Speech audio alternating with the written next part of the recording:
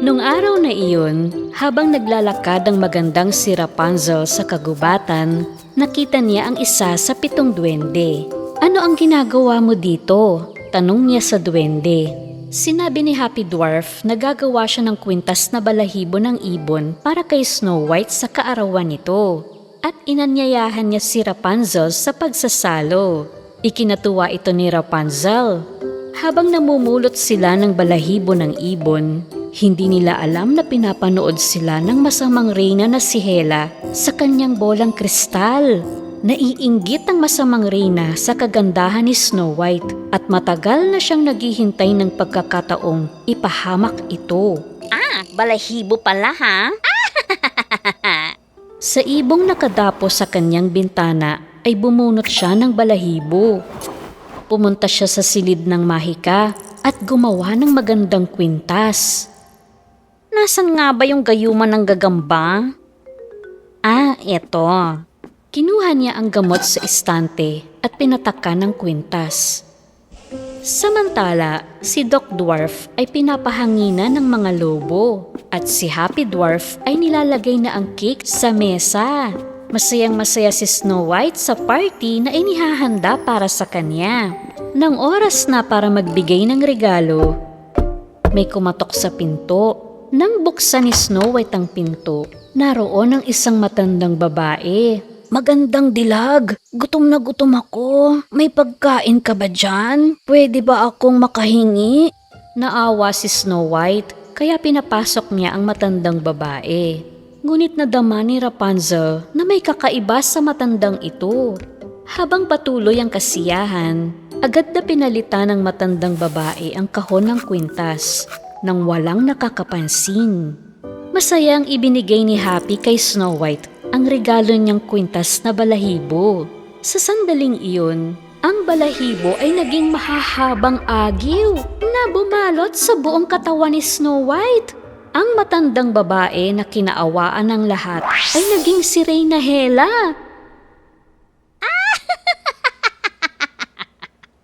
Oo, ako nga. Tulong! Nang makita si Snow White na nahihirapan, agad na pinutol ni Rapunzel ang mga agiw gamit ang kutsilyo sa mesa. Sa sandaling dinikit niya ang nahulog na balahibo sa dibdib ni Hela. Aray! Bakit sa akin? Ang masamang reyna ay naging isang malaking gagamba. Ikinulong ni Rapunzel ang gagamba sa aparador sa tulong ni Doc. Humanga silang lahat kay Rapunzel dahil sa kanyang katapangan. "Anong gagawin namin kung wala ka, Rapunzel?" Nasabi ni na Happy at Doc, "Tunay kang ang bayani." At nagpasalamat sila kay Rapunzel.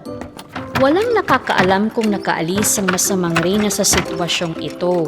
Ngunit salamat kay Rapunzel. Naunawaan ni na Snow White at ng mga duwende kung gaano kahalaga ang tapang at kawalang takot para sa pagkakaibigan. Sa isang malayong lupain, mayroong isang dalaga na nagngangalang Cinderella.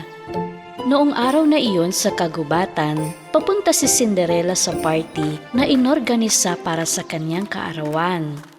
Pero pagdating niya doon, hindi siya makapaniwala dahil makalat at walang laman ang hapagkainan. "Naku, anong nangyari dito?" Isang daga ang nagkwento. "Kinuha ng leon ang lahat ng pagkain at umalis. Nanggulo siya at sinira ang kaarawan mo.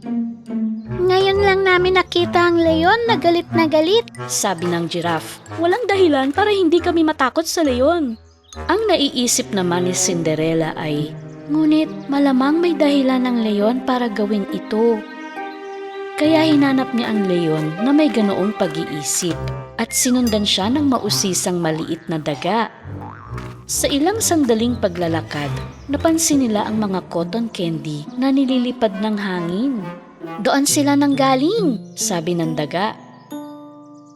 Tumakbo si Cinderella sa itinuro ng daga at nakita niya ang leon na itinatapon sa balon ang mga pagkaing kinuha niya sa party.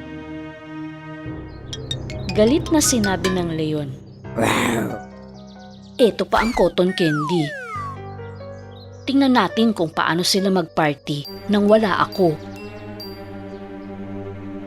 Lumapit ang daga sa leon at sinabing, Leon, wag mong itapon. nagulat ang leon. Nawalan siya ng balanse at nahulog sa balon. Napahango si Cinderella para tumulong. Nakita niya ang leon na nakakapit ang mga kuko nito sa gilid ng balon. Tulong! Tulungan niyo ako! Pag nahulog ako, di na ako makakalis dito! Cinderella, ayun, may lubid! Mahigpit na itinali ni Cinderella ang dulo ng lubid sa puno. Inihagis naman ng daga ang kabilang dulo nito sa leon. Kahit nahihirapan, kumapit ang leon sa lubid at inangat ang sarili sa balon. Leon, bakit ka ba nagkakaganyan? Hindi kasi ako inimbitahan sa party dahil takot silang lahat sa akin. Buong gabi pa naman ako nagluto ng cake para sa party mo. Nahabag si Cinderella sa sinabi ng leon. Pero hindi solusyon ang sirain ang party. Kita mo, munti ka nang mahulog sa balon. Eddie, kung gusto mo, puntahan natin sila at kausapin. Inamin ng leon na mali ang kanyang inasal. Nang magkakasama silang bumalik sa lugar ng party, lahat ng nakakita sa leon ay nagtakbuhang palayo. Takbo! Naku po! Takbo! Andito na ang leon! Teka lang, kalma lang. Hindi nyo kailangang matakot sa leon. Mabait talaga siya. Huminto ang mga hayop. Tumingin sila sa leon at nakita nila ang malaking cake sa kamay nito. Nagulat sila at sabay-sabay na sinabing, "Wow! Ginawa ba niya ito para sa party? Mukhang napakasarap!" Kaya pinayuhan sila ni Cinderella. Napakahalagang malaman at maunawaan ng iba bago magkaroon ng maling akala sa kanila. Tandaan niyo yan, mga kaibigan ko. Isa-isa silang humingi ng tawad sa leon. Humingi rin ng paumanhin sa kanila ang leon dahil tinapon niya ang pagkain. Mula noon ay wala nang sino man ang naging mapanghusga at namuhay silang masaya sa kagubatan magpakailanman. Sa isang lupain, may isang pink na palasyo kung saan ginaganap ang sayawan ng mga prinsesa. Sa isang bahay naman, ang magkakapatid na sina One Eye, Two Eyes at Three Eyes ay naghahangad na makasayaw sa palasyong iyon.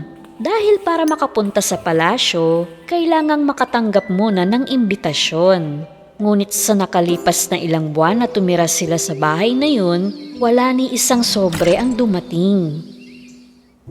Isang araw, nagbigay ng ginto ang kanilang ina, kina Three Eyes at One Eye. Ipambili niyo ito ng ilang mga bagong damit. Kung isang araw dumating ang sobre ng imbitasyon, may maisusuot kayo sa sayawan, ang sabi niya. Habang nag-aaway ang dalawa sa hatian ng ginto, malungkot silang pinagmamasdan ni Two Eyes.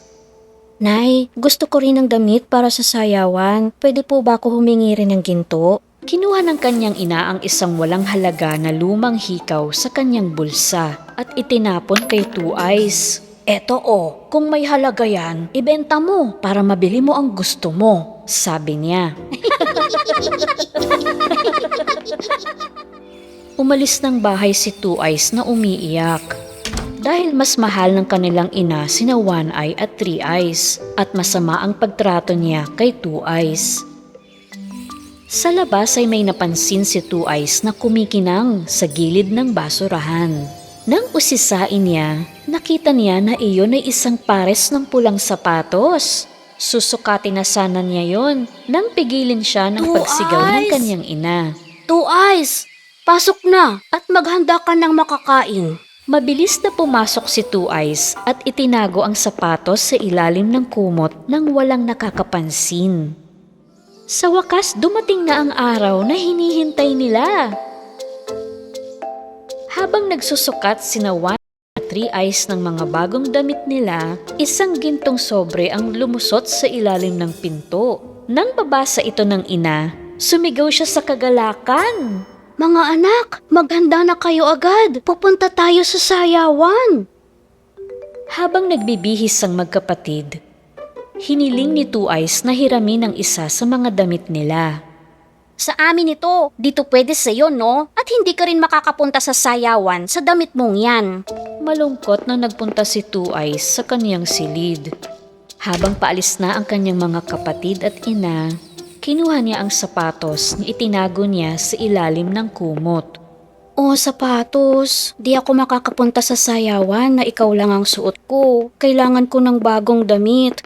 Sa sandaling isinuot ni Two Eyes ang pulang sapatos, ang kanyang sirang damit ay napalitan ng isang kumikislap na damit.